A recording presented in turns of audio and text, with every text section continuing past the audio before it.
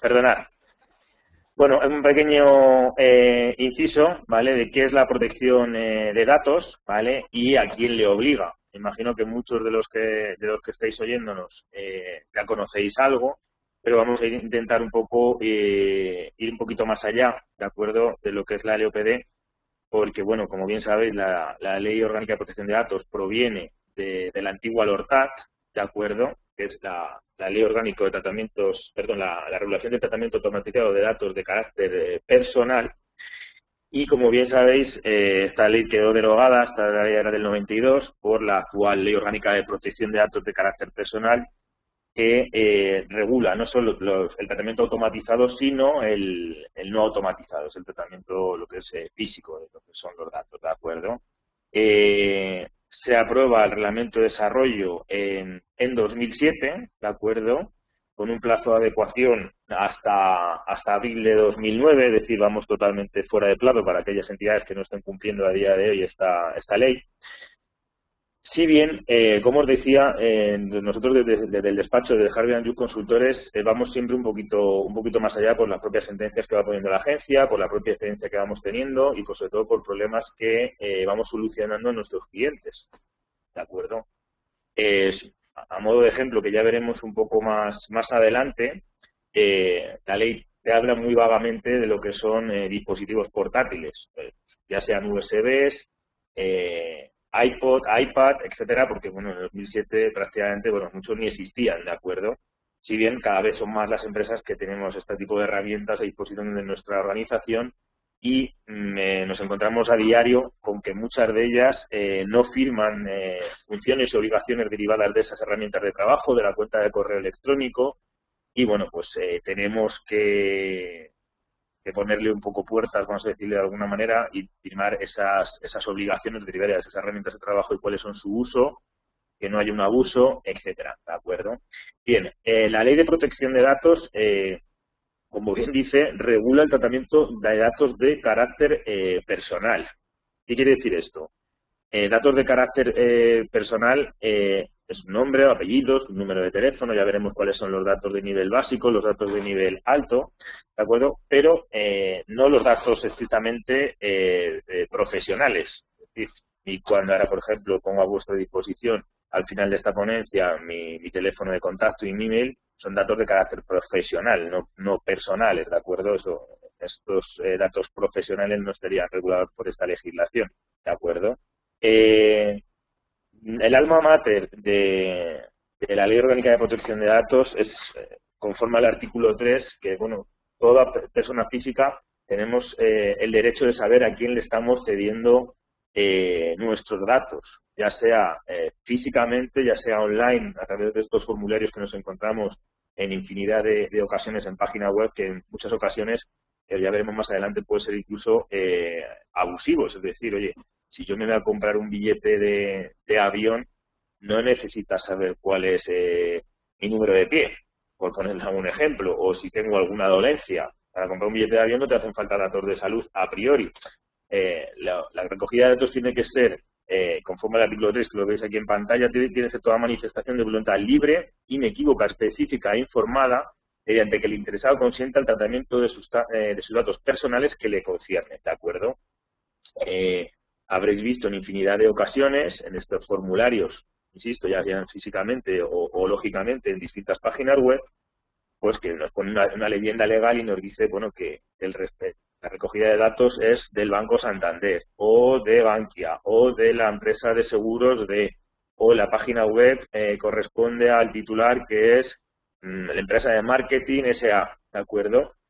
Que tienen un fichero inscrito denominado, pues podría ser de clientes, podría ser de proveedores, etcétera, donde nos van a inscribir esos datos, quién es el titular del tratamiento de esos datos, y una dirección, ya sea física, electrónica o un número de teléfono, para ejercitar nuestros derechos de acceso, rectificación, cancelación y oposición, que veremos más adelante. ¿De acuerdo? Bien, avanzamos un poquito, ¿vale? Bien, ¿a quién obliga la Ley Orgánica de Protección de Datos? Esto yo siempre lo simplifico y más que a quién obliga, es decir, a quién excluye de esa obligación, porque está obligado toda persona física o jurídica, ¿de acuerdo?, que trate o almacene o tenga un tratamiento de datos de carácter personal. Da igual que sea una entidad pública o privada o que en este caso sea un autónomo, incluso una persona física que a nivel profesional que está como autónomo tributando y pues por su actividad hace datos de carácter personal. Vamos a suponer que esta persona se dedica a un sector que no tiene nada que ver con la protección de datos, es un reformista, autónomo, perfecto. No tiene empleados, perfecto, no trata datos de carácter personal, pero él está facturando a particulares, está haciendo presupuestos a particulares, tendría que cumplir una serie de obligaciones, ¿de acuerdo? Posiblemente también tenga una página web para anunciar sus servicios, tiene que cumplir la ley de protección de datos y la ley de servicios de sociedad de información, al tener un website publicado, ¿de acuerdo? Con lo cual, cualquier empresa, entidad jurídica, ya sea pública, privada, como os decía, que trate datos de carácter personal, bien por su propia actividad o bien porque sea una subcontrata, ¿de acuerdo? Imaginaros que, os pongo un mismo ejemplo anterior, que es un autónomo, pero en este caso es una persona que es contable, no tiene datos de carácter personal de su organización porque él no tiene salariados, es una autónoma, es contable, como os decía, y presta servicio a diferentes empresas a llevarle la contabilidad. La persona, aunque no es un asalariado de estas entidades, presta servicios en sus oficinas y accede a datos de toda la organización, tanto de los clientes de estas empresas como de sus propios recursos humanos, con lo cual está accediendo a datos de carácter personal de esta entidad y veremos luego cómo se regula, pero sería un sujeto obligado, ¿de acuerdo? Con lo cual, como os decía al principio de esta filmina, ¿quiénes no es un sujeto obligado? Pues aquellas entidades que por su actividad no traten datos de carácter personal, es decir, muy pocos. Diría que prácticamente ninguno, pues algún autónomo o alguna entidad que exclusivamente factura a empresas o a profesionales y no tenga organización propia, ni tenga recursos humanos, ni empleados, etcétera, ¿de acuerdo? Ni siquiera que tenga un sitio web, porque al que tener ya un sitio web y tengas un formulario, ya estás recibiendo datos de carácter personal.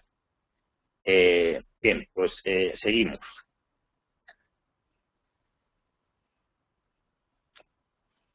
Bien, como os podréis imaginar y como os decía al inicio de la ponencia, la presente ley orgánica tiene por objeto garantizar y proteger en lo que considera el tratamiento de los datos personales, las libertades públicas y los derechos fundamentales de las personas físicas, insisto, las personas físicas, y especialmente de su honor e intimidad personal y familiar, ¿de acuerdo? Insisto, los datos profesionales, que no los personales, no están regulados conforme a esta legislación.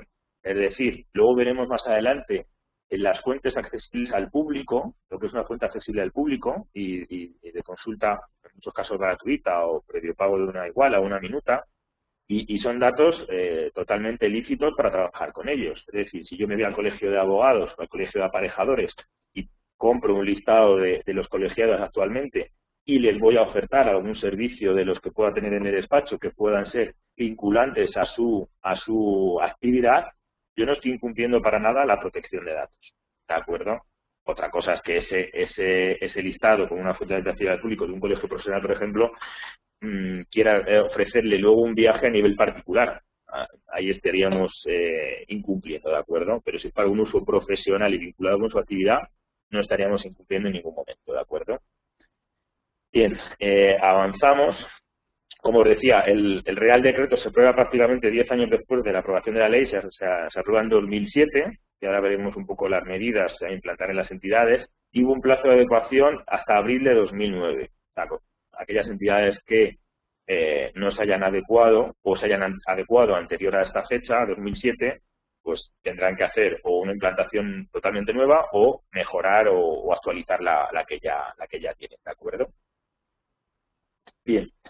En definiciones, voy a pasar esta presentación, la tenéis a vuestra disposición, la podéis descargar e incluso las pueden enviar desde Conred y desde Madrid Tecnología, ¿de acuerdo? Vamos a pasar muy encima y voy a detenerme en las estrictamente necesarias para que entendáis un poco lo que es la adecuación a las entidades y cuáles son las obligaciones, ¿de acuerdo? Bien. Antes de entrar en lo que es definiciones, tendría que decir cuáles son las obligaciones derivadas de esta ley para estas entidades que hemos dicho que son sujetos obligados. Bien, la implantación y las obligaciones derivadas de esta ley para estas entidades sujetos obligados serían las siguientes. Constaría de dos partes, ¿de acuerdo? Tendríamos una parte pública, ¿de acuerdo? Y una parte, vamos a decir, interna. La parte pública se trata de inscribir unos ficheros, que ahora veremos lo que es un fichero, a la agencia de protección de datos, ¿de acuerdo? Y luego tendremos que redactar un documento de seguridad, ¿vale? A nivel interno, ¿de acuerdo? Donde, bueno, pues tenemos un poco lo que incluye, que es una guía, vamos a decir, una guía de buenas prácticas y un poco de control de usuarios, etcétera, avisos legales, registro de incidencias, etcétera, de todo el tratamiento de datos, ya no solo de carácter personal, sino de datos en general de nuestra organización, ¿de acuerdo? Bien, cuando hablamos de esa parte pública, de esos ficheros, pues encontramos aquí en el despacho, cuando vamos a visitar a las empresas y les intentamos asesorar y demás, cuando decimos 2 o 3 veces fichero, dicen, bueno, ¿y esto de fichero qué es? ¿Qué fichero tengo que escribir? ¿Qué es eso de las fichas, de los ficheros? Bueno, pues un fichero, lo tenéis en pantalla, conforme la descripción de la propia ley, se dice que es todo conjunto organizado de datos de carácter personal, cualquiera que fuere la forma, modalidad, creación, almacenamiento, organización, acceso. Y se dice que se incluyen tanto los ficheros automatizados como los no automatizados, ¿de acuerdo? Pues ¿esto qué quiere decir? Pues coloquialmente hablando, eso es una base de datos.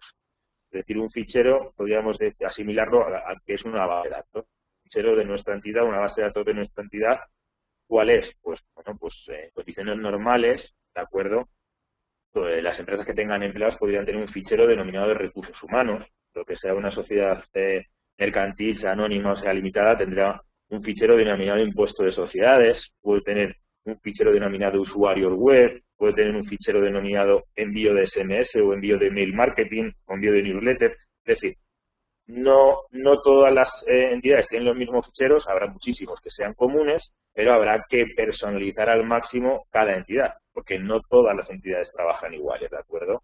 No es lo mismo una empresa de construcción que una empresa de ingeniería, que de una empresa de seguros o una entidad financiera, y no es lo mismo una empresa con 250 empleados que una autónoma, ¿de acuerdo? Tenemos una pregunta de una compañera, Lola Sánchez, me dice que qué diferencias existen entre automatizados y no automatizados. ¿De acuerdo? Bueno, pues un fichero automatizado es aquel que tratamos a través de sistemas lógicos, es decir, los que tenemos en el ordenador, en un disco duro, etcétera, ¿de acuerdo? Y lo que es el tratamiento automatizado, tratamiento físico, es todo el papel que generamos en nuestro día a día, ¿de acuerdo? No sé si creo que os queda bastante claro porque no creo que haya mucha duda en este sentido. Bien, es decir, en nuestra organización, como veis, tenemos distintos ficheros o generamos distintas bases de datos sin querer, estamos generando bases de datos que tendremos que inscribir en la Agencia de Protección de Datos. Bien, cuando hablamos de inscribir en la Agencia de Protección de Datos, se trata de formalizar ese tratamiento de datos y comunicarle a la agencia de la existencia de esos ficheros o de esas bases de datos, ¿de acuerdo? Lo que no quiere decir es que le tengamos que ceder esa base de datos. Esta es una pregunta también que es muy habitual cuando informamos a los posibles clientes que vamos a asesorar o nos llaman al despacho para hacernos consultas. ¿Que tengo que enviar la base de datos a la agencia? No, estaríamos incumpliendo nosotros los primeros y la agencia los segundos por recibirlas.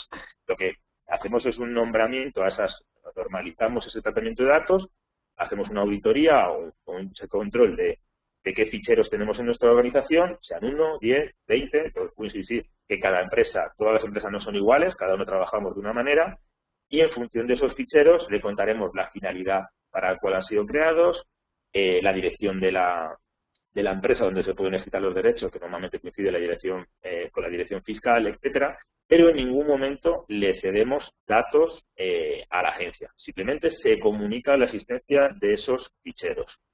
Bien, en ese fichero también le deberemos de comunicar si los datos que tratamos y almacenamos son datos de nivel básico, medio o alto, que veremos más adelante, ¿de acuerdo? Creo que lo de fichero, si hay alguna duda me lo ponéis por el chat, pero creo que queda bastante claro, ¿de acuerdo? Luego, si nos da tiempo, veremos un poco la página de la agencia para que tengáis ocasión de echar un vistacito y porque incluso se puede hacer online la extensión de ficheros, etcétera. Bien. Paso a la definición de responsable del fichero o tratamiento. ¿vale? Que creo que es bastante importante. Bien, pues es cualquier persona física o jurídica que sea entidad pública o privada, como os decía, y es al final la responsable de los datos que generamos, es decir, pues el titular de esos ficheros, ¿de acuerdo? Sea PSSL, un autónomo, etcétera. El responsable del fichero es aquel responsable, es la entidad que sea sujeto obligado con respecto a la ley, ¿de acuerdo? Bien. Afectado e interesado es la persona de la cual estamos tratando esos datos, ¿de acuerdo? La persona física titular de esos datos. Bien. Procedimiento de disociación.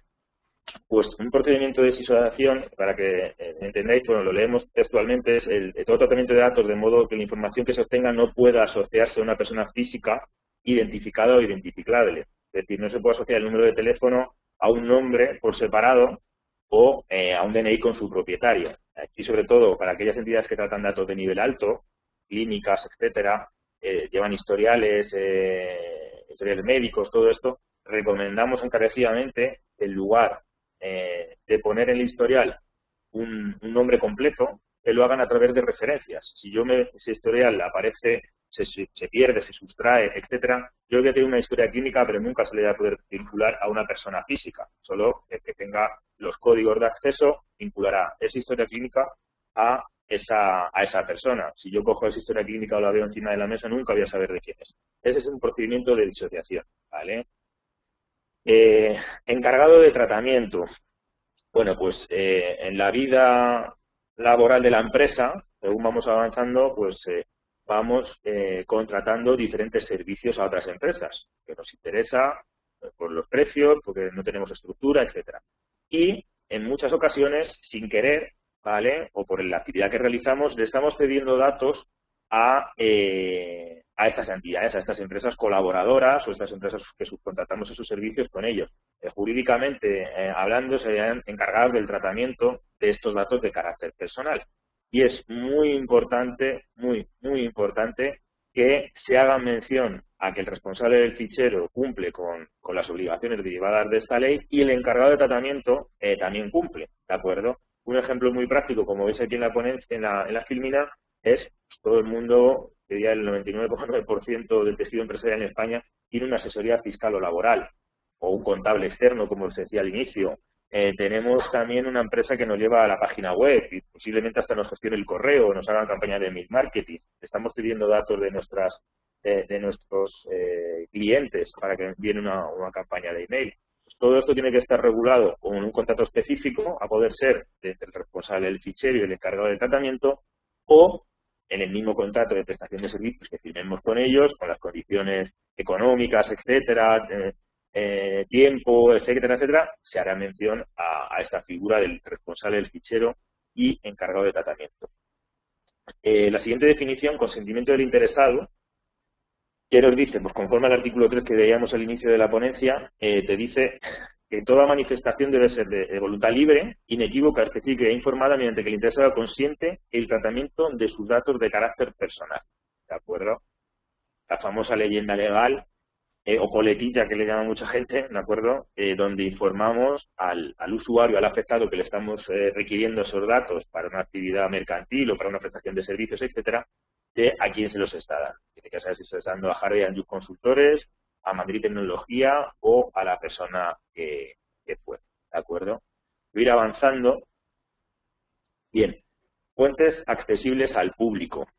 Os decía anteriormente, por ejemplo, un colegio profesional es una fuente accesible al público, ¿vale? Y ahí no estamos incumpliendo nada, porque ni ellos ni nosotros por solicitarla o adquirir esa base de datos. Son datos profesionales.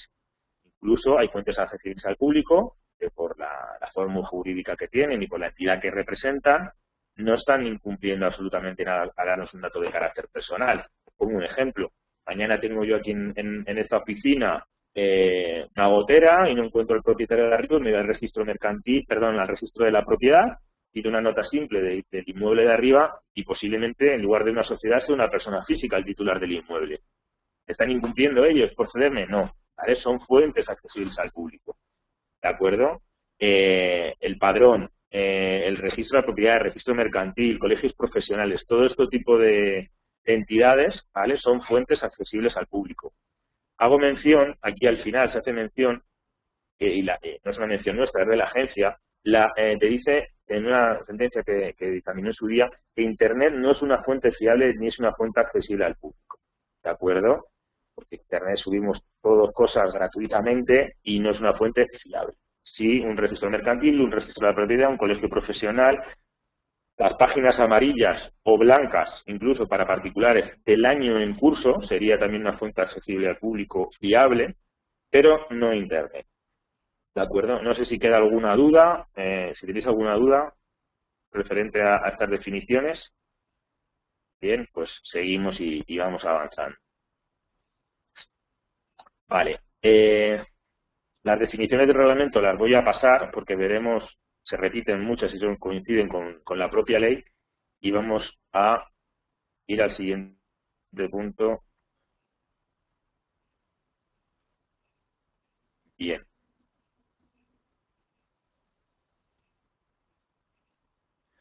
Perfecto. Bueno, como veis se repiten mucho en el artículo 3, ¿vale? Que te dice que toda manifestación de voluntad tiene que ser libre, inequívoca, específica e informada, referente a quién le estamos facilitando estos datos de carácter personal, ¿de acuerdo? Os insisto mucho en que no solo físicamente, sino lógicamente, es decir, todos los formularios que tengamos en la página web tienen que ir vinculados a una ley, a un aviso legal, una política de privacidad, lo podéis poner como queráis, y muy importante que esto, hay mucha gente que lo tiene, pero lo tiene, vamos a decir, que con un alto porcentaje, pero le falta alguna cosa. Habréis podido comprobar en infinidad de páginas de primera línea y líderes en su sector, como puede ser Idealista, Segunda Mano, etcétera, que cuando solicitáis información de un inmueble o algún artículo de los que venden o rellenéis ese formulario que tienen de contacto, os obligan a leer la política de privacidad. Pues esto es una obligación derivada de esta ley. Es decir, no solo tengo que redactarlo y tenerlo escondidito en el footer de la página web, aviso legal. No, hay que obligar al usuario, otra cosa es que luego ya lo lea, ¿de acuerdo? Pero tenemos que obligarle a que por lo menos lo abra y que nos lo marque en el formulario, ¿de acuerdo? Y la obligación que tenemos que redactar en esa leyenda legal es porque existe un fichero, la finalidad del mismo y el titular de ese fichero que normalmente coincide, que es la misma empresa a la que está solicitando los datos, ¿de acuerdo? Y facilitarle un medio sencillo y gratuito que luego veremos para ejercer los derechos de acceso, rectificación, cancelación y oposición. Sencillo y gratuito, ¿de acuerdo? Veremos luego en los derechos de acceso, rectificación, cancelación y oposición cuáles no son los sencillos y gratuitos, ¿de acuerdo? Hubo en su momento fraude con este tipo de actuaciones, ¿vale?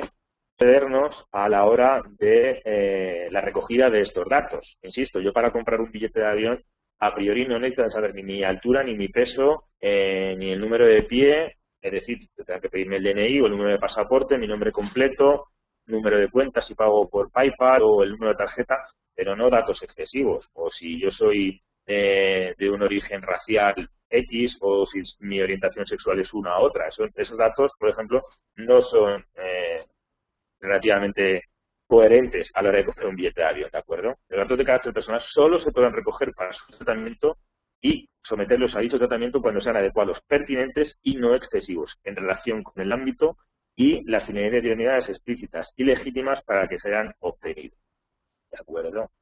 No sería la primera vez que, sobre todo en sitios web, vemos formularios que son totalmente excesivos para solicitar información de un presupuesto de que van a pintar la casa, ¿vale? Y piden cosas totalmente exageradas, ¿de acuerdo? Pues eso, normalmente esas páginas web son porque luego esos datos los venden, hacen un fraudulento con ellos, etcétera. Bien. Derecho por parte del afectado a la información a recabar los datos, ¿vale?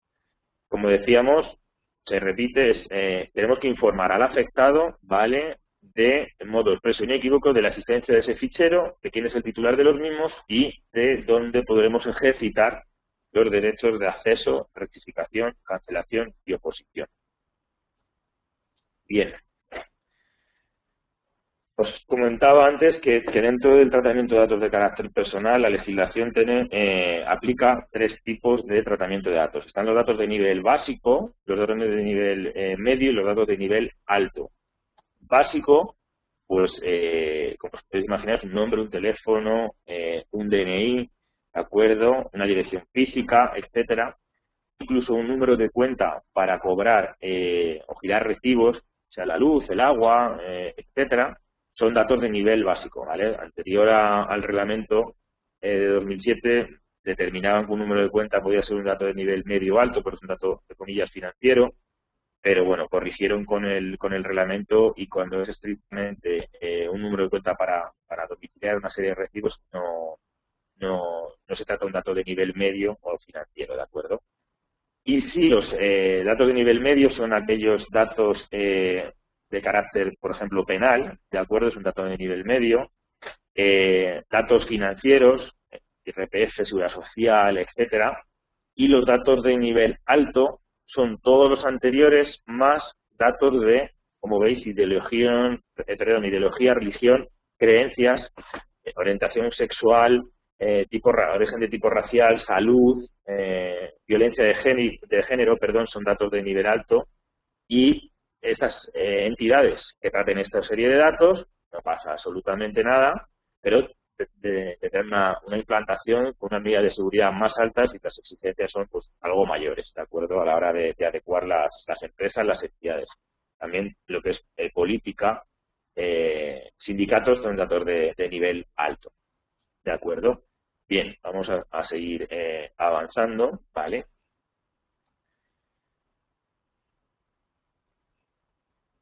Vale, sesión de datos. Como hemos... Perdón, hay una pregunta.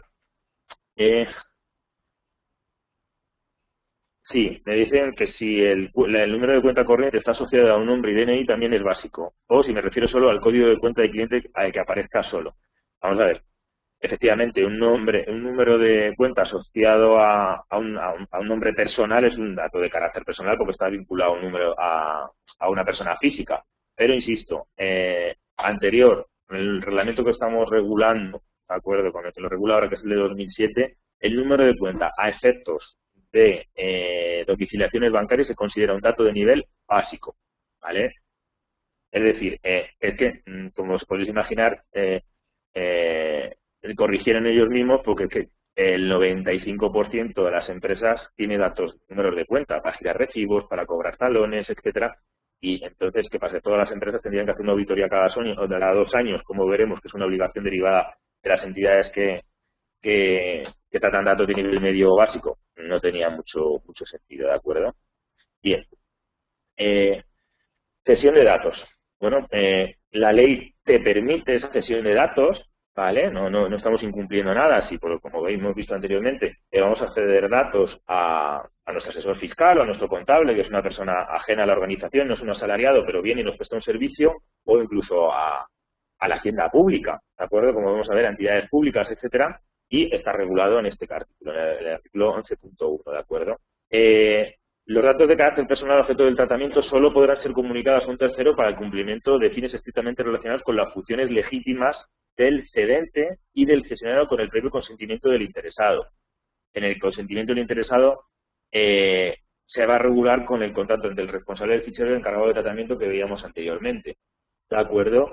Y solo, te dice aquí bien claro que solo serán para fines directamente relacionados con las funciones legítimas del cedente. Es decir, bueno, si yo soy un despacho jurídico de consultoría y tengo una asesoría luego aparte porque me interesa, tengo un asesor fiscal y laboral, como os decía, y viene y me hace las nóminas, es totalmente lícito, no pasa nada. Oye, es una subcontratación de un servicio que, claro, lo que yo no le puedo ceder es datos ni de mis clientes o de mis empleados a este tercero, a una agencia de viajes para que le realicen ofertas. Ahí no, estaríamos incumpliendo, ¿de acuerdo? O sea, cuando sea vinculado a los servicios que yo presto, no tiene ningún problema. Nosotros trabajamos en su momento con Toyota España, y bueno, a nosotros no gustó la respuesta que nos dio la agencia, pero bueno, porque si cogéis el posterior de la hojita de reparación de los vehículos, te lo deja muy abstracto, pero también tiene un sentido. Es decir, te dice que los datos recogidos en el formulario o en la red de reparación de vehículos se los están dando a Toyota España y a cualquier taller de la red Toyota a nivel nacional. ¿Por qué? Porque no te van a poner toda la red de concesionarios, que pueden ser muchísimos, ¿de acuerdo? Pues nos hicimos una comunicación formal de la agencia y nos contestó que estaba debidamente redactado y que no tendría ningún problema, ¿de acuerdo?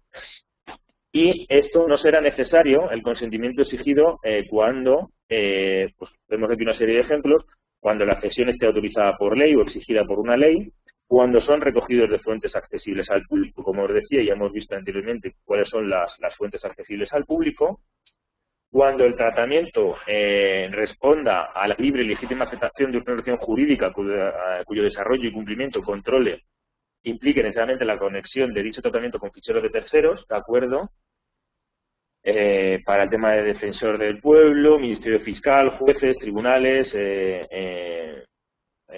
los abogados de oficio, etcétera, y por supuesto entre administraciones públicas, y esto, aunque parezca una obviedad, para realizar una urgencia médica, ¿vale? Si tú vas al servicio de urgencia y te van a tratar o te vas a coger una ambulancia que hace un accidente de coche, no te va a decir el asistente, el sanitario que te atiende cuáles son tus derechos, te pedirá tu nombre sobre la marcha y luego te lo pasarán la historia clínica a tu hospital de referencia, pero si lo ponen en la ley es porque ya ha habido algún problema con que alguien ha querido denunciar un servicio de urgencias porque no le han informado de los derechos ARCO. O sea, me parece una verdadera burrada, pero bueno, aquí lo hacen mención, ¿de acuerdo? El consentimiento será nulo cuando no se permita con la finalidad a que se destinarán los datos, ¿de acuerdo?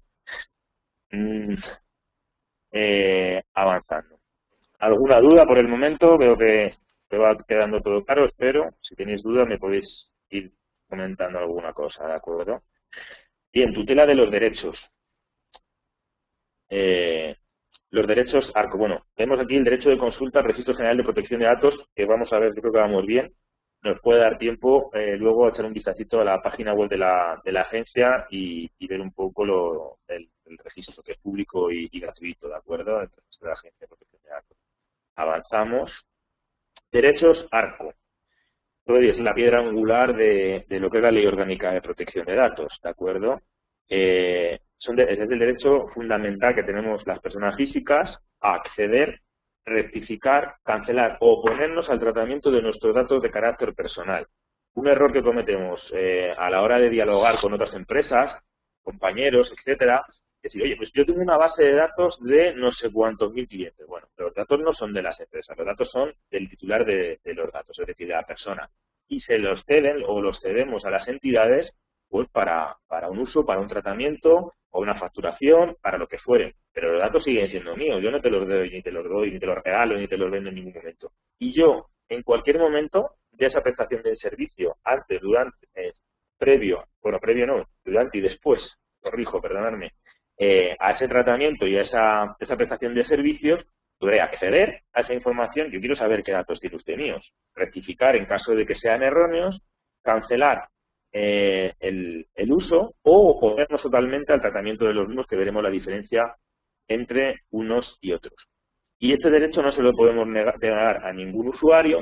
E insisto, como veis aquí en la filmina, que para agitar su uso se deberá facilitar un medio sencillo, gratuito, al afectado por parte del responsable del fichero, por parte de la entidad que los está tratando. Y en ningún caso, y ahora os digo qué significa esto, en ningún caso debe suponer un ingreso adicional al responsable del fichero. Bien, ¿qué quiere decir esto? Yo puedo facilitar, como os decía, una cuenta de correo electrónico, una dirección física, un teléfono ordinario, 91 o un 900 gratuito, para que los afectados, los clientes, nuestros recursos humanos, quien fuere, pueda ejercitar los derechos de acceso, rectificación, cancelación y oposición en cualquier momento. Lo pueden hacer en cualquier momento y son derechos que no son permeables, son totalmente impermeables. Quiere decir que porque ejercitemos uno, no estamos anulando el derecho de acceder o de rectificar la información. Podemos ejercitar uno por uno o los cuatro a la vez, es decir, o dos y dos no, lo que nos venga bien o lo que necesitemos. Y le tenemos que facilitar, como decía, insisto, en un medio gratuito o, entre comillas, que no sea lucrativo para esta empresa que tiene nuestros datos. Es decir, si pongo un número de teléfono, perfecto, no es un medio gratuito, pero una llamada por este teléfono no me estoy beneficiando de ello. Una cuenta de correo, por supuesto, una dirección física, exactamente igual, que dice, no, es que el sello te vale dinero. Bueno, pero yo no me lucro porque tú me envíes una carta. Ahora bien, teléfonos de pago, es decir, 807, 806, 902, todos estos teléfonos que son lucrativos para el que recibe la llamada, sería un ingreso adicional para la empresa. Esto está totalmente prohibido. Pero es que hace años, con el envío de SMS y la descarga de los politonos, te descargabas algo por la red o en anuncios estos que pasaban en televisión de horóscopos, todo esto, y es importante que no sea lucrativo para la empresa. Tenemos una pregunta, me preguntan que si es imprescindible que nos envíen su DNI los afectados para ejercitar estos derechos. Efectivamente, se tienen que identificar, ¿de acuerdo? Bien con su DNI, o si ya es un cliente y sabemos que es ese cliente por su cuenta de correo, no sería necesario volver a solicitarle el DNI. Pero si según la empresa que seamos y según la entidad y los datos que tratemos, efectivamente es altamente recomendable que se identifique. Y te vuelvo a insistir, si yo, la persona que hace la pregunta es Lola Sánchez, tengo el email de Lola Sánchez y me envía Lola Sánchez que quiere ejercitar los derechos de acceso, rectificación, cancelación o oposición, entiendo que es su propia persona, no hay una persona detrás accediendo a su cuenta de correo. Ahora, si lo haces por carta o lo haces por teléfono, a lo mejor no te pido tu DNI, pero te pido alguna serie de preguntas, como nos hacen en banca, en el sector seguros, para identificar quién me está haciendo la llamada. Sería totalmente lícito, ¿vale? No obstante, si le queremos solicitar el DNI, no estaríamos excediéndonos en la solicitud de ese DNI, se lo podemos pedir perfectamente, ¿de acuerdo? Creo que he contestado la pregunta. De acuerdo. Me dice que lo suelen hacer por carta, es totalmente lícito, y en esa carta que le envíen, que nos envíen el DNI, ¿de acuerdo? Y lo archiváis y ahora vemos un poco los tiempos de respuesta, ¿vale? Ligado a esto. Bien, pues seguimos. Vale. El derecho de acceso, ¿de acuerdo? Bueno, pues al ejercer el derecho de acceso al afectado podrá optar por recibir la información a través de uno o varios de los siguientes sistemas de consulta del fichero. Pues por carta, como nos decía la compañera Lola Sánchez, o por un pantallazo que le digamos, mira, yo en mi CRM de gestión tengo estos datos suyos y se lo podemos imprimir y dárselo. O escrito fotocopia remitida por correo, certificada o no, ahora vemos lo de certificada o no, correo electrónico o cualquier otro sistema adecuado a la configuración e implantación del fichero y ofrecido por el responsable. Yo, ligado a lo que decía la compañera Lola y lo ligado a lo que viene en esta presentación, recomiendo encarecidamente que si nos lo solicitan por carta certificada, le respondamos por carta certificada. Si me los ejercitan por mail, le contesto por mail. Si es por teléfono y lo puedo hacer por teléfono, por teléfono. Es decir, ponernos a la altura del interlocutor y del afectado que nos está ejercitando los derechos de acceso, rectificación, cancelación de posición y contestarle. Y contestarle, por supuesto, si es en el momento, muchísimo mejor. Pero si no tenemos, pues el plazo máximo de un mes para resolver la solicitud. Es decir, tendríamos un mes de plazo, ¿vale? Para contestarle, ¿de acuerdo? Importante y aprovechar el mismo medio que nos lo han ejercitado, ¿de acuerdo? Seguimos. Derecho de rectificación y de cancelación. Bien. El derecho de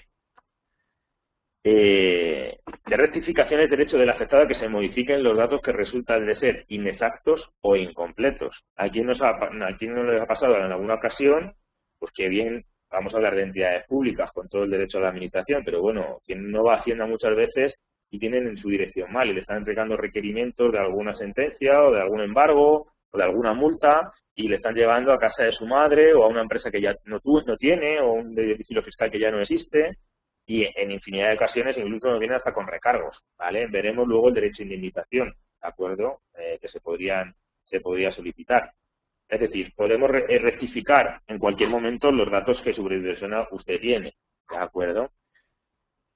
El ejercicio del derecho de cancelación dará lugar a que se supriman los datos que resulten de ser inadecuados o excesivos, sin perjuicio del deber de bloqueo conforme a este reglamento. Es decir, vemos que el de cancelación es una cancelación parcial de los datos. Es decir, oye, tienes 3 teléfonos míos y quiero que borres 2. Tienes el del profesional, otro que tengo particular y un fijo. Pues el fijo quiero que le borres porque ya no existe y me estáis haciendo llamadas allí y no me localizáis. Sería el derecho de cancelación de uno de esos datos.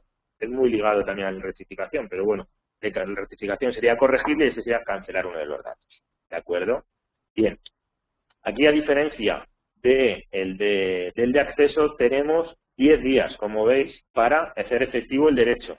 ¿Vale? El de acceso son 30 y el de rectificación y cancelación serían 10 días. ¿De acuerdo? Y por último, el de derecho de oposición. El derecho de oposición es el derecho del afectado a que no se lleve a cabo el tratamiento de sus datos de carácter personal o se cesen el mismo en los siguientes supuestos.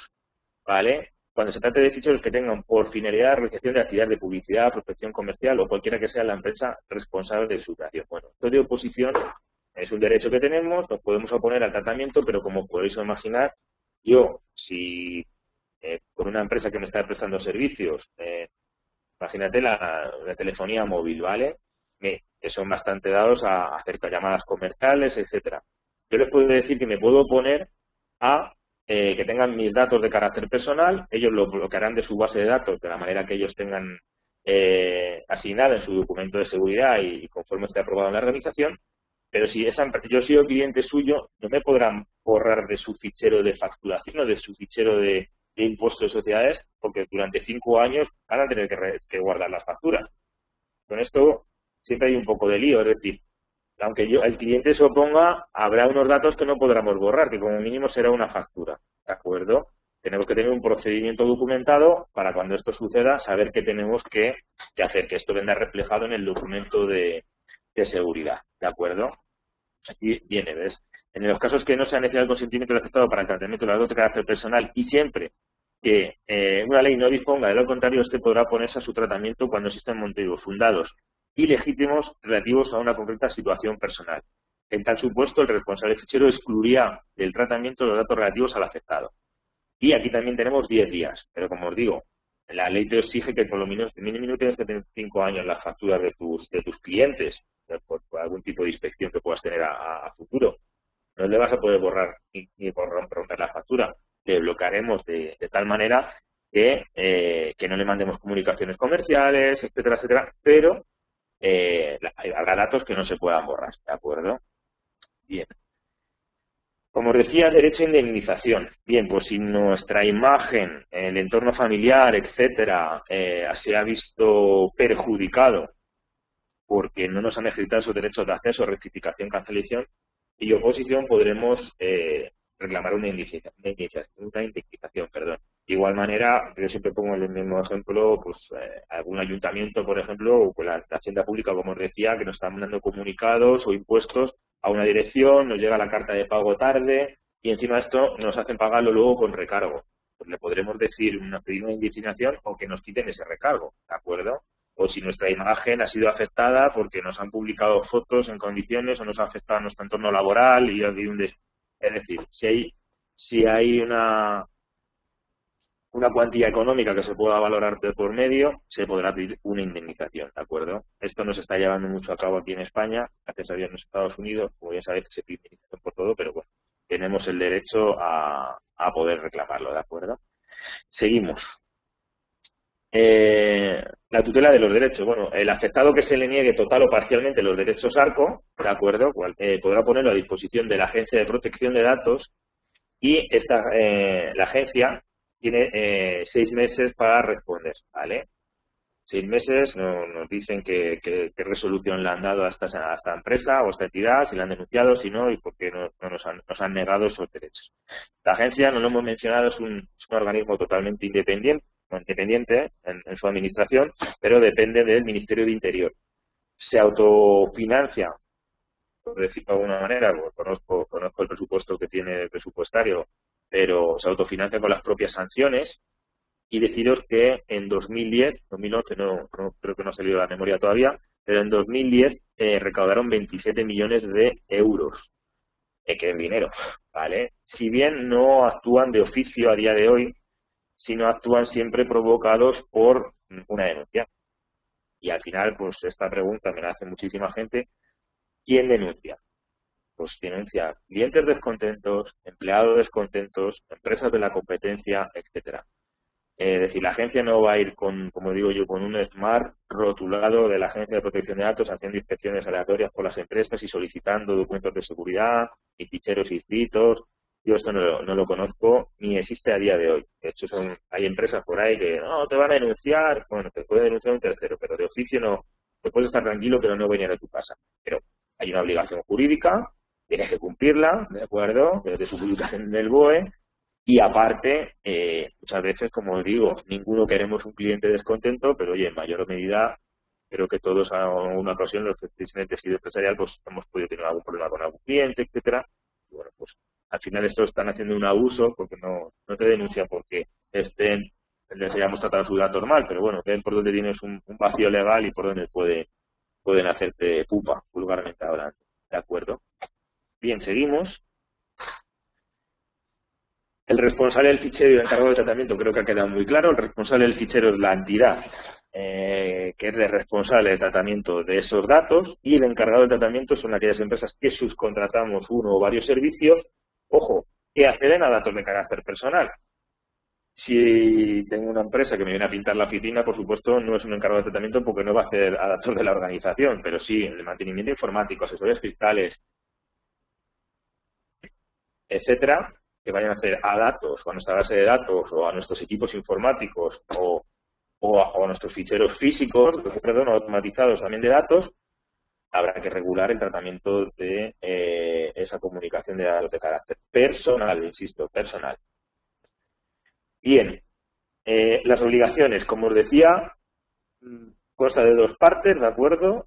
Bueno, de varias. La Agencia de Protección de Datos, que ya hemos visto lo que es un fichero, que ya hemos visto lo que le debemos de contar, ¿de acuerdo? Y, como os decía, la inscripción es gratuita, no cuesta dinero, ¿de acuerdo?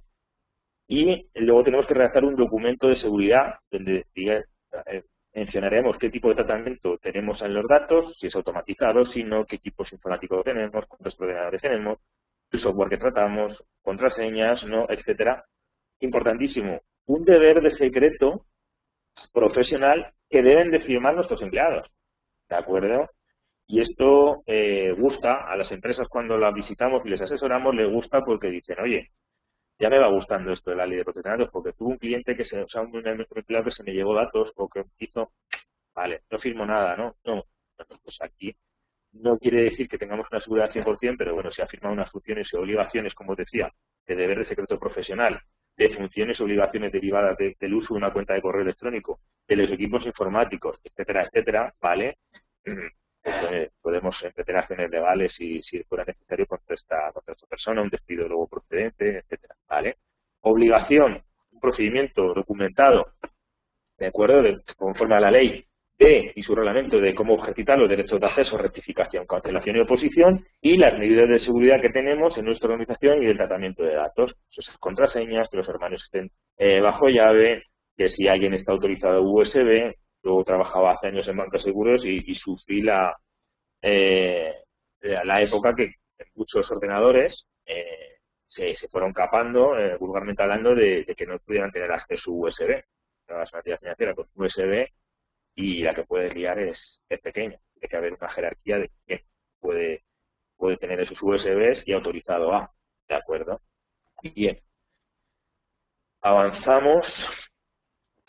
Bien, lo de los ficheros ha quedado creo que bastante claro. Aquí pone que la inscripción te contestan en 30 días. Bueno, suelen tardar más. Una vez que los reciben los ficheros, te llega una carta luego diciendo que se ha procedido correctamente y si hay algún tipo de error o no les queda claro a la gente de la agencia, te llega una carta certificada diciendo que había algún error, contestas, etcétera, ¿de acuerdo? Muy importante en los ficheros, no sé si es que lo hemos pasado o se me ha pasado a mí a las oficinas, hay empresas, hay entidades que por la actividad que realizan tienen transferencia de datos internacional. Porque son multinacionales o dependen de multinacionales o porque subcontratan servicios en terceros países, etcétera, etcétera. Esto se lo debemos de comunicar a la agencia.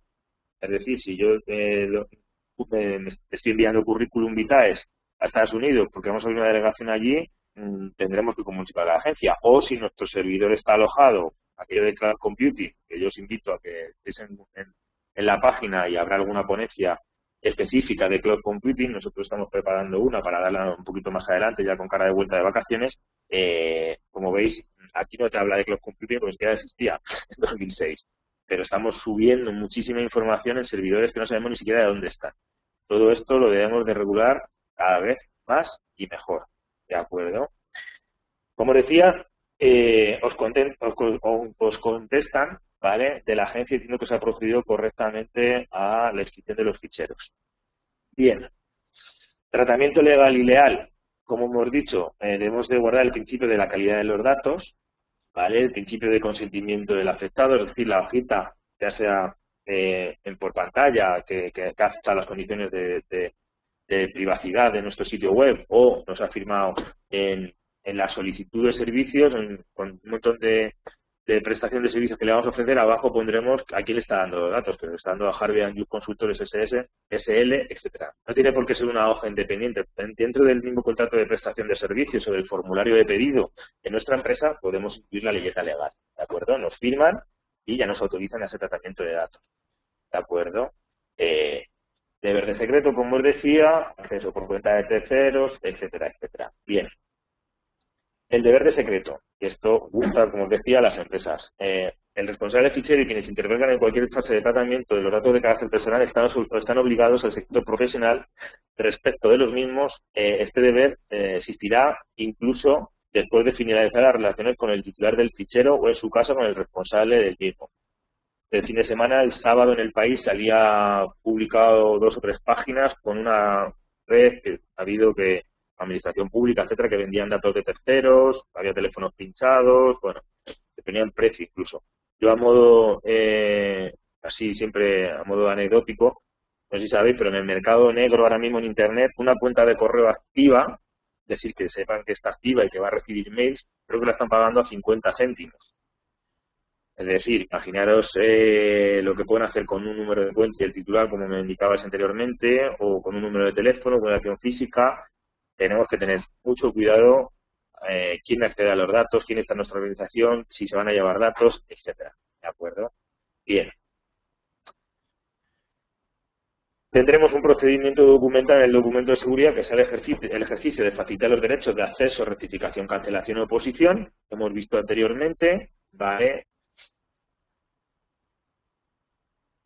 Las medidas de seguridad varían.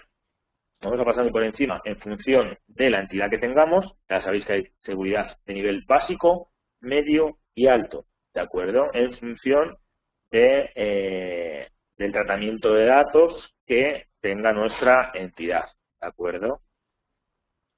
En medidas de seguridad básico no tienen mayor importancia, y las de nivel alto, como os decía, pues sobre todo los datos de carácter personal que tengan ficheros, datos de nivel básico, medio y alto, pues tendremos que cumplir unas obligaciones un poco más estrictas. Por ejemplo, si tenemos un software que tiene historias clínicas, vale, que tenga contraseña, que está muy bien, que es una obligación de datos de nivel básico, pero si en el acceso reiterado en 3 ocasiones intento entrar con otra contraseña errónea, se me bloquea el sistema, por ejemplo, ¿de acuerdo? Bien. No quiero entrar mucho en detalle con los niveles de seguridad, ¿vale? Infracciones y sanciones. Bueno, esto es lo más feo. Perdón, me hacen una pregunta por aquí. Un segundito que os leo. De que para el caso de una persona autónoma parece absurdo, pero su casa es su oficina y en este caso en su casa va a tener discos duros, PCs, etcétera. Bien. Se debe especificar en el documento de seguridad todas las medidas de seguridad sobre los ficheros, aunque parezca ridículo poner en un cajón bajo llave, etcétera. Ejemplo, fotógrafo profesional con datos de carácter básico, excepto fotografías del menú de autorización expresa de padres o tutores. Efectivamente, son infinidad, y ahora con la crisis, etcétera, todo esto, pues infinidad de gente trabaja en su casa. Bien, dentro de tu casa te traes una parcela, una mini parcela o un despacho o un sitio que sea tu centro de trabajo. A pesar de que es tu casa, si tú tienes un cajón con llave, pues pon la llave, ¿de acuerdo? O sea, me encuentro con infinidad de empresas que me dicen, no, el despacho tiene llave, pero siempre está puesta. Hijo mío, si siempre está puesta no tengas llave. No vale que lo dejes abierto. O los ficheros, no, es que este es lo diré, el registro de documentos, o aquí estamos las historias clínicas, y esto está siempre la llave puesta porque es que es un follón para nosotros. Es que pues si está la llave puesta no tenemos un control de acceso y puede acceder cualquier persona, ¿de acuerdo? Sí se debe poner las medidas de seguridad, un poco a tu respuesta, Lola, en el documento de seguridad se debe poner lo que es real, ¿vale? Aquellas entidades que sean de nivel medio y alto, sabéis que hay una auditoría, una obligación cada 2 años, una auditoría que puede ser interna o externa, y en esa auditoría debemos reflejar las no conformidades que hemos podido detectar y la mejora. Es decir, oye, pues si yo detecto que una empresa, oye, es recomendable, yo siempre lo hago de manera muy sencilla y que no sea sangrante ni en la hora de que cambie vuestra manera de trabajar, ni sobre todo no incurrir en gastos. Pero bueno, oye, si no, es que el despacho del jefe es el que hace de archivo, ¿vale? Tiene llave, pero siempre está puesta, pues a partir de ahora la quitáis. Y cuando no esté el jefe, que se le tenga, habrá una persona, que será la secretaria o la administrativa, que sea la responsable de quién accede a eso. ¿O qué pasa? ¿Que el despacho del jefe está siempre abierto y el archivo está siempre abierto? No. Vuestro ordenador tiene, bueno, vuestro teléfono tiene un PIN por seguridad, pues vuestro ordenador también, no se lo cedáis. Es decir, las contraseñas son intransferibles. Si estamos en una organización que hay 50 empleados, incluso yo, ese ordenador es compartido para el turno de mañana y tarde, y hay una partición en el disco duro, el que está por la mañana tiene que acceder al usuario de por la tarde. ¿De acuerdo? Creo que os he contestado. Bien. Como os decía, estaros tranquilos porque de oficio no hay inspecciones, pero al final puede haber una denuncia. Bien, las sanciones leves van de 900 euros a 40.000. ¿De acuerdo? Aquí tenéis una serie de ejemplos, según el artículo, de bueno, pues de cuáles son esas sanciones de nivel leve. Os adelanto que la agencia te dice que el no tener un fichero inscrito ya es una sanción leve de 900 euros. Pero bueno, ya sabéis cómo es la administración y tú le dices que cuántos ficheros, por ejemplo, oye, mira, hoy vas allí y dices, oye, somos un taller mecánico, ¿cuántos ficheros debo de inscribir? Y muy amables te dicen que los que usted crea necesarios, y bueno, tiene su lógica, en su empresa, en su organización, porque no saben cómo trabajas. Si tienes 40 ordenadores, si tienes 40 empresas externas, si tienes 5 o 10 empleados, si tienes delegaciones, si no, es decir, dentro que hay una parte muy genérica, luego hay que personalizar muchísimo la toma de datos, la auditoría y la redacción de ese documento de seguridad, y no todo vale, ni es genérico para todo el mundo, con lo cual es altamente recomendable que os pongáis a disposición de alguien que maneje, porque muchas veces nos encontramos, yo me he encontrado ambos casos, he encontrado con empresas que han hecho ellos un documento de seguridad y les he tenido que dar la enhorabuena. Lo que pasa es que nos han llamado porque les ha denunciado por otras cosas, por una videovigilancia o al final, y lo tenían todo bien hecho, pero les han denunciado por alguna carencia que encontraban en el documento de seguridad, pero lo tenían bastante bien, y hay otras empresas que lo intentan hacer ellos o a hacer la autoimplantación y lo hacen pues de aquella manera, es decir, oye, esto es como todo, esto es un servicio y si te dedicas a hacer diseño web, hazte diseño web, o si te dedicas a hacer reformas, a reformas, y esto ponlo a disposición de alguien que sepa, porque al final va a ser más cómodo, te va a quitar menos tiempo y te vas a ahorrar disgustos, ¿de acuerdo? No estáis obligados a contratarlo con ningún tercero, sea este despacho, o sea cualquiera de los despachos que nos dedicamos a esta materia. De hecho, ahora vamos a intentar ver herramientas que pone la agencia a disposición de los usuarios, ¿vale? Bastante buenas, pero bueno, al final tienes que tener un mínimo de jurídicos y de redacción, etcétera, y sobre todo tiempo, eso se convierte en tiempo y en profesionalidad, pero bueno. Las leves van de 900 a 40.000, ¿de acuerdo? Las vemos aquí. Las graves van de 60.000 a 300.000, ¿de acuerdo? Y las muy graves de 300.000 a 2.000, ¿de acuerdo? Yo la más cuantiosa a nivel económico y un poco sonada que fue hace ya 3 años aproximadamente, en 2009, fue la que le pusieron a la Clínica de Barcelona porque aparecieron no sé cuántas historias clínicas en un contenedor de basura. Bueno, de basura, estos de escombros, pues estaban de obras, ¿vale? Al final decían que había sido alterador, que no, pero bueno, le pusieron 300.000 euros. Cuanto más grande es la organización, más problemas podemos tener a la hora del tratamiento de datos, porque hay más personas, hay más equipos, hay más tratamiento de datos y el riesgo sancionador se multiplica y dejamos de controlar el 100% de los datos al final, ¿de acuerdo? Cuanto menor es la organización, pues es más sencillo controlarlo, ¿de acuerdo? Bien. Bueno, se modificó el régimen sancionador, está actualizado ya. Como os decía, las sanciones leves las subieron de 600 a 900 euros, ¿de acuerdo? Vamos a pasar lo de la modificación. Bien. Como os decía, la Agencia de Protección de Datos, ya os he comentado que es un organismo independiente que está amparado por el Ministerio del Interior. Las sanciones ya son en vía ejecutiva, es decir, las sanciones se pueden embargar por Hacienda, ¿de acuerdo? Que nos impongan, tardarán más o menos, pero ya no las pueden embargar, ¿vale? Las funciones de la agencia, bueno, pues es proceder a los derechos de tutela de los afectados que no hayan sido respondidos de acuerdo a la legislación vigente, ¿de acuerdo? Transferencia internacional de datos, como os decía, cada vez son más las empresas, ¿vale? Las que sin querer estamos cediendo datos a otras empresas, cloud computing, como decía, globalización, tenemos una empresa que en Chile que es más barata para que nos hace una copia de seguridad. Esto, por favor, medirlo y cuidarlo al máximo, porque al final podemos tener esta empresa puede tener una búsqueda de seguridad, aparecen datos en no sé qué servidor de no sé dónde, y al final los que nos va a caer la sanción va a ser a nosotros, no a la empresa de Chile, ¿de acuerdo? Con lo cual, proveedores nacionales, así salimos todos antes de la crisis y evitamos problemas de este ámbito, ¿de acuerdo? Si bien todos los Estados miembros de la Unión Europea no se considera un tratamiento de datos internacional, no habría que comunicarlo, sería fuera de los Estados miembros, ¿de acuerdo? Bien. Códigos tipo, bueno, página web de la agencia. Voy a ver si soy capaz de pasaros al navegador. No sé si está Elise, me puede echar una mano.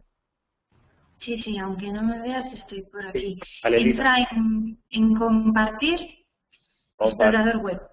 Y te abrirá, tienes predeterminado en tu ordenador. Perfecto, gracias, Elisa.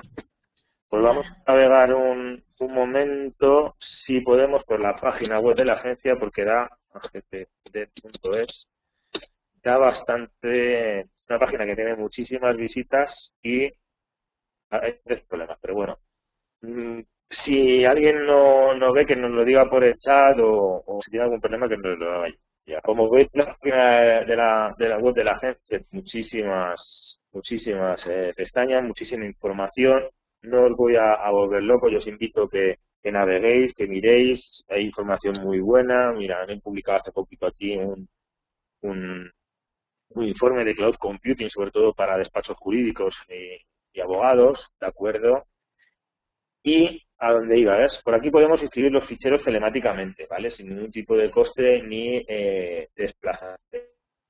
El LEOPD, que es evaluar un poco nuestra entidad con una serie de preguntas. Tenemos diferencias y publicaciones de sentencias. Importante esta, es la que quería enseñar. Descargue el modelo pone a disposición incluso un modelo de documento de seguridad. Hay veces que te lía más que te guía, ¿de acuerdo? Pero bueno, tenéis muchísimas herramientas para poder haceros vosotros la propia implantación. No obstante, listo, las dudas las resuelven de aquella manera y, bueno, pues, al final tenéis que dedicarle un mínimo de tiempo, ¿vale? Tenéis distintos informes jurídicos de distintas y sentencias que ha habido, pues bueno, que ha habido mucha consulta a la agencia y emiten un informe, ¿de acuerdo? De un montón, ¿lo veis? Importante, bueno, pues es aquello de los ficheros inscritos. Como veis, esto yo no me he logueado todavía y lo voy a hacer en la página de la agencia, ¿vale? Y veis que tenéis aquí titularidad privada y pública. Bueno, pues aquí podemos ver los ficheros de las entidades públicas, que no vamos a pararnos aquí, y titularidad privada. Si yo pongo aquí Harvey, no es un nombre muy habitual en las empresas, ¿vale? Bien, pues si voy a buscar en condiciones normales deberían, os digo, no os fíen mucho de este buscador porque, ves, da bastante error. A ver, P8.166, a ver si... Ahí es. Bueno, con el feed, como ves, es mucho más efectivo el buscar si una empresa tiene ficheros o no. No obstante, os insisto que la página, el buscador este de la agencia, bueno, pues tiene muchísimas visitas y hay veces que da error. Como veis, nosotros tenemos 8 ficheros inscritos, que eso es lo que le vamos a contar a la agencia. Dentro de estos 8 ficheros, vamos a enseñarle, tenemos clientes duplicados, porque bueno, nos cambiamos de dirección y al final no lo duplica la agencia, no sé por qué, pero bueno, estamos ya diciendo que los quiten. Y por ejemplo, nuestro fichero de clientes, perdonad,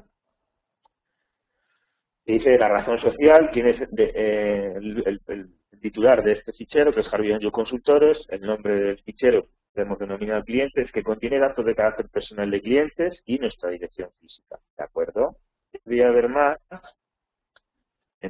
tener contacto, una dirección de mail, ¿de acuerdo? Si el fichero es mixto, automatizado o no automatizado, mixto quiere decir que tengo datos de clientes tanto en soporte automatizado como en no automatizado, y esto al final es lo que le vamos a contar a la agencia. No le van como veis aquí no vienen los datos de mis clientes, ¿de acuerdo? No le van a pedir en ningún momento. Pues esto es lo que tenemos que comunicar a la agencia, ¿de acuerdo? Vamos para atrás. Y esta es la página de la agencia. Ya te digo, os invito a que naveguéis, hay sentencias. Vamos a ver si podemos ver alguna resoluciones. Mira, vamos a ver si vemos alguna sentencia que haya, pues, vale, para que veáis algún informe de diligencia de la agencia, ¿vale? Vamos a ver archivos de actuaciones.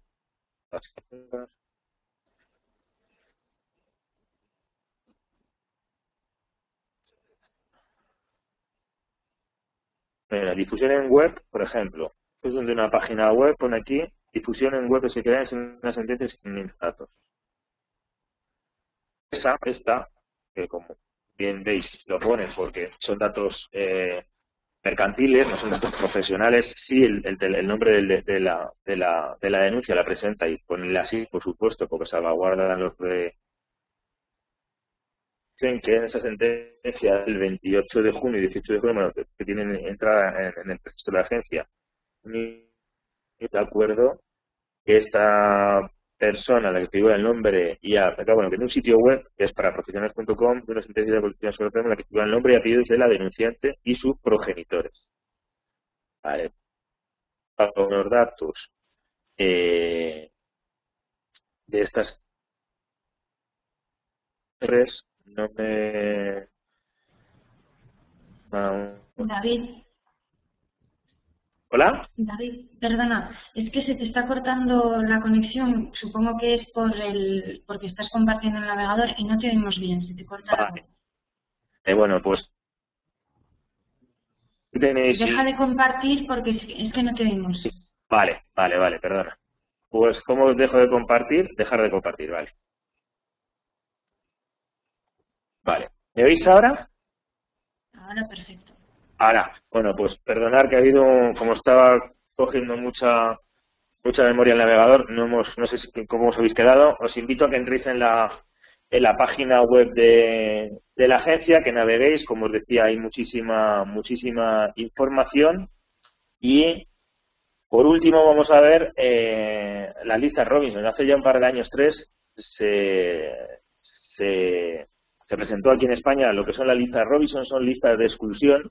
Esto viene del origen anglosajón, ¿de acuerdo? Y son listas que si queremos enviar comunicaciones a no clientes, es decir, pues si un cliente ya nos han autorizado el tratamiento de sus datos, pero si vamos a fuentes accesibles al público, al padrón, a guías amarillas, etcétera, tendremos que comunicar tendremos que hacer una consulta a este tipo de listas Robinson, para ver si hay alguien en exclusión, ¿de acuerdo?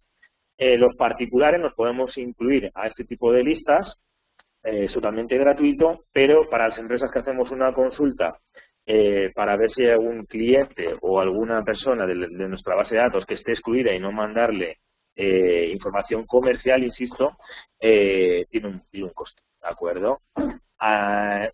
Os adelanto que no ha tenido excesivamente mucho éxito, es una asociación aparada por la Agencia de Protección de Datos, ¿de acuerdo? Pero sobre todo, cuando vayamos a mandar información comercial a terceros de fuentes accesibles al público, altamente recomendable, por no decir obligatorio, que hagáis una consulta a lo que son listas Robinson. Hay una página web que es listasrobinson.es y ya os digo que hay que pagar una pequeña iguala, sobre todo a profesionales, ¿de acuerdo? Y yo por mi parte, hemos acabado la presentación. Ahora os dejo el chat abierto y el micro abierto por si tenéis algún tipo de duda. Sí, David, bueno, ha habido algunos comentarios que ahora te cuento, pero antes de nada les voy a comentar los próximos webinars que tenemos esta semana. Mañana tendremos un taller de email marketing con Pablo de Blue, que ya nos ha dado alguno bastante interesante. El viernes, herramientas básicas gratuitas para gestionar nuestra presencia online, que os lo daré yo. Veremos un poquito de repaso a las herramientas que hemos dado en diferentes webinars. Y el martes tenemos ahorro de costes y aumento de productividad de las pymes a través de las TIC. De todas formas, el calendario de julio ya está subido a Econred, con lo cual podéis inscribiros en todos los que tenemos este mes. Y David, lo que comentaban es que al final, bueno, lo has mencionado tú antes, después de todo lo que nos has contado, como que tampoco nos aseguramos, tanto como usuarios, sobre todo lo comentaban desde el punto de vista del usuario, que se cumplan estas cosas. Y puntualizaban el tema de los 902, por ejemplo. A mí particularmente es algo que me cabrea bastante y veo que como usuaria no sé qué puedo hacer. Y lo han comentado varios. Pues lo que se puede hacer como usuario, aquí ya no como entidad o como empresa, es si esto sucede a nivel usuario y tiene una empresa del sector que sea, asegurador, banca, etcétera, teleoperadoras, que incumplen muchísimo, las teleoperadoras, banca y seguros, os adelanto que son el sector que más sanciones tiene referente a la ley de protección de datos, ¿de acuerdo? Y porque, bueno, pues efectivamente a lo mejor ponen a disposición, nos ponen un 902 y te tienen en espera como media hora, al final no te ejercitan los derechos de acceso. Esto lo que debéis de hacer, ¿de acuerdo?, es ponerlo a disposición de la agencia y la agencia ya o hace una inspección o actúa de oficio y ahí sí que le pondrá una sanción a priori, claro. Si esto se puede comprobar, porque siempre tienen que comprobar y muestrear.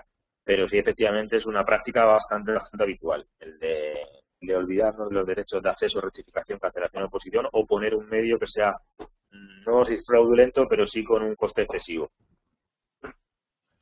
Por otro lado, preguntan, al fin y al cabo, ¿la Administración Pública está sancionando las irregularidades e incumplimientos? ¿El qué, perdón? Es que no he visto la pregunta, no veo yo la pregunta, no sé por qué. No, porque algunos me las han mandado a mí. Pregunta, ¿la Administración Pública está sancionando las irregularidades e incumplimientos respecto a la OPD? Sí. De hecho, por ejemplo, os invito a que entréis, me sabe mal que no podemos haber navegado más por el navegador, pero bueno, en la página web hay resoluciones, sentencias. Por ejemplo, una sentencia muy habitual es que sin querer, entre comillas, pues bueno, esto al final, si lo haces una sola vez, siempre, por ejemplo, si tienes una práctica habitual en mandar copia de mails en abierto, que sabes que muchas veces nos llega alguna copia de mail en abierto, pues el mandar un mail en abierto te pueden sancionar con 2.000 euros, ¿vale? O sea, que no es moco de pavo, como se suele decir, ¿de acuerdo? Otra muy habitual en entidades que tienen establecimiento público es el no tener inscritos los ficheros de videovigilancia. O tienen el cartel pero no tienen el fichero, o tienen el fichero y no tienen el cartel, o que se le saca, pues también es muy habitual y son 3.000-4.000 euros lo que están imponiendo de sanción el no tener los carteles o los ficheros inscritos de videovigilancia, ¿de acuerdo? Preguntaban si podías comentar algo sobre la videovigilancia. Sí, pues videovigilancia, os adelanto, vamos a ver. Es un tratamiento, vamos a decir, especial a la hora del tratamiento de datos, ¿de acuerdo? Al final es un tratamiento de datos a priori es automatizado, porque bueno, las imágenes van a estar en un formato, en un disco duro, en un ordenador, en un servidor, donde fuere. Tiene que ser un fichero a priori exclusivo, o sea, vamos a tener un fichero en nuestra empresa que esté denominado como videovigilancia. Importante, tenemos que informar a los afectados de quién es la persona o la entidad o la empresa que está grabando las imágenes y dónde podemos ejercer los derechos de acceso, rectificación, cancelación o oposición. Habréis visto en infinidad de establecimientos cara al público, da igual grandes o pequeños, un cartel amarillo que pone zona videovigilada. Muchos lo tienen, pero lo importante no es tener el cartel, lo importante es tener el cartel por abajo, que podéis ejercitar los derechos quién está grabando, si es la propia empresa, si es el Corte Inglés o si es la empresa de seguridad, porque a lo mejor la instalación la tengo yo en mi entidad, pero el tratamiento de imágenes lo tiene Seguridad Direct o lo tiene Prosegur o quien sea. Informar de dónde podemos ejercitar los derechos al acceso a esas imágenes y, por supuesto, aparte de este cartel y esta información, tener un fichero inscrito denominado videovigilancia. No poner el cartel solo, hay que homologar el tratamiento de esas imágenes, de esos datos, frente a la agencia. Creo que con esto os queda claro. No sé si hay alguna duda más, Elisa, referente a videovigilancia. No, respecto a videovigilancia no veo más. Perfecto. Voy a leerte lo que nos están poniendo. En relación a las fuentes accesibles públicas, ¿puedo emplear los datos de las páginas amarillas para enviar emails de publicidad a empresas que pueden estar interesadas en nuestros servicios o es necesario su consentimiento? Vale, le contesto muy fácilmente. Como me está indicando, creo que ha dicho páginas amarillas y empresas. No son datos de carácter personal, son datos de empresas. No son datos de carácter personal, con lo cual tiene banda ancha, por decirlo de alguna manera, para llamar nosotros llamamos a empresas para ofrecerles nuestros servicios y son empresas. Otra cosa es que me cojan las páginas amarillas, las páginas blancas, y llames a particulares. Ahí estaríamos incumpliendo, no. Con las páginas blancas del año en curso es una fuente accesible al público, como os decía, ¿de acuerdo? De hecho, sabéis, pero deberíais de saber, y si no os lo digo, sabéis que os podéis excluir de las páginas blancas, es decir, a vuestro proveedor de telefonía le podéis indicar que no queréis salir publicado en las listas públicas del teléfono y te bloquean y tú al año siguiente no sales, ¿de acuerdo? Porque sí se considera una fuente accesible al público. ¿Alguna preguntilla más tenemos? Sí, preguntan qué sanción tiene no darse de alta en la agencia. El no escribir, como os decía, no es una sanción que digan, el no estar de esta empresa te ponemos en euros. Es decir, el no escribir un fichero ya son 900 euros de sanción. Aquí os siempre me preguntáis luego la siguiente, bueno, ¿y cuántos ficheros debe de escribir una entidad? Pues yo me he encontrado empresas que en un solo fichero te engloban, dicen fichero de protección de datos de Harvey & Youth Consultores SL y te dice que tiene datos de empleados, de recursos humanos, de clientes, de proveedores, etcétera, y todo lo de desarrollo, todo ahí. ¿Está bien hecho? Pues hombre, ni está bien ni está mal. Gente que han escrito uno y han incluido todo. Pero hombre, altamente recomendable es que separemos cada fichero, porque no todo lo tenemos en el mismo sitio, ni está guardado igual, ni está custodiado igual, ni los almacenamos de la misma manera. Los datos de los clientes los tenemos en un sitio, los de proveedores en otro. Tenemos una aplicación que sea común para todas, otra que sea específica para algunos datos, etcétera. ¿De acuerdo? Es decir, tendremos varios ficheros. Pero vamos, el no tener un fichero son 900 euros, ¿de acuerdo? Con lo cual, luego en función de lo que detecten la sanción de ahí en adelante. Me preguntan a mí, no sé si la ves tú, Elisa, Jesús Mendizábal, un autónomo es empresa y es particular, ¿cómo se le distingue? Me dice que gracias. Pues un autónomo, efectivamente, cuando su nombre es un nombre profesional. Ahora, ¿cómo le distinguimos? Entonces, si tú coges a la asociación, imagínate, de instaladores de fontanería, te vas a la asociación y le pides un listado de asociados, que incluso muchas veces están publicados en la página web, y le ofreces, porque tienes una fábrica de tuberías y estás ofreciendo algo para ámbito profesional, te estás tratando como autónomo. O coges un listado de autónomos de esa asociación o de una página tipo Informa o cualquier base de datos que son públicas de profesionales, y le quieras ofrecer un viaje para él y sus hijos a Disney World. Ahí estaríamos incumpliendo, ¿de acuerdo? Si estamos hablando del uso estrictamente profesional, no estaríais incumpliendo nada. Dime, Elisa. Bien. David, vamos con las 3 últimas. Preguntaban antes, has hecho mención a enviar un email en abierto. Preguntan qué significa, ¿a qué te referías con eso? Lo daba por hecho, pero bueno, perdonadme. Sabéis que cuando abrís Outlook o cualquier cuenta de Gmail, Hotmail, tenéis el envío a, tenéis un CC que es con copia y luego tenéis CC que es con copia oculta. Si queréis enviar un email a 3 personas y que se den por enteradas las 3, obviamente se deben de conocer o que tengáis una confianza con ellos o sea algún tema laboral, etcétera, yo se lo envío a Elisa y se lo envío, imagínate, a mi departamento de recursos humanos que está en Lleida. Quiero que se enteren las 3 personas, lo pongo en abierto. Pero si quiere hacer una comunicación de una oferta, sobre todo a gente que no se conoce y son varios los destinatarios que entre ellos no se conocen, altamente recomendable, no exigible que sea con copia oculta. Yo, de hecho, dentro de mi organización, si no quiero que, si hago un email a varios consultores de los que tenemos, pero no quiero que es una información genérica, lo envío con copia oculta. Porque hubo una sentencia por ahí que tendrían que buscar hace unos cuantos años que sancionaron a una empresa, me pareció una burrada, pero pasó. Dentro de la misma empresa, por felicitar las Pascuas en abierto, se publicó el mail de uno de los directores. Claro, no querían que se enteraran sus subordinados del mail para que luego no le hicieran comunicaciones, etcétera, etcétera. Denunció a la empresa porque, vamos, denunció a la empresa por no tener las medidas, etcétera. Eso tenía también un trasfondo laboral, había un enfado laboral por detrás, etcétera. Pero el caso es que la empresa le pusieron 3.000 euros por felicitar las Pascuas en abierto dentro de la propia empresa, o sea que, porque ya ahí entramos también no solo en la ley de protección de datos, porque me diréis, si es en la empresa es una herramienta de trabajo y es un mail profesional, ya, pero es que ahí entra no la ley de protección de datos, la ley de servicios de sociedad de la información, que también la regula y ampara la Agencia de Protección de Datos. Bien, David, volviendo al tema de videovigilancia. Si se implantasen cámaras de videovigilancia en una empresa, informando previamente a los empleados, poniendo los carteles, etcétera, y algún empleado se negase a ser grabado, ¿se deberían quitar las cámaras o cuál sería la forma de actuar en este caso? Hombre, negarse como tal no se puede negar, ¿de acuerdo? O sea, incluso no hace falta una comunicación específica para el tratamiento de las imágenes. De hecho, tú cuando entras a algún centro comercial no le firmas ningún papel como que te están grabando, ¿de acuerdo? Simplemente te informan con este cartel y te dicen quién está grabando. En esta empresa, en el ámbito laboral, se puede hacer siempre y cuando efectivamente sea en zonas comunes de trabajo, pues en la planta de montaje o en los despachos, etcétera, etcétera.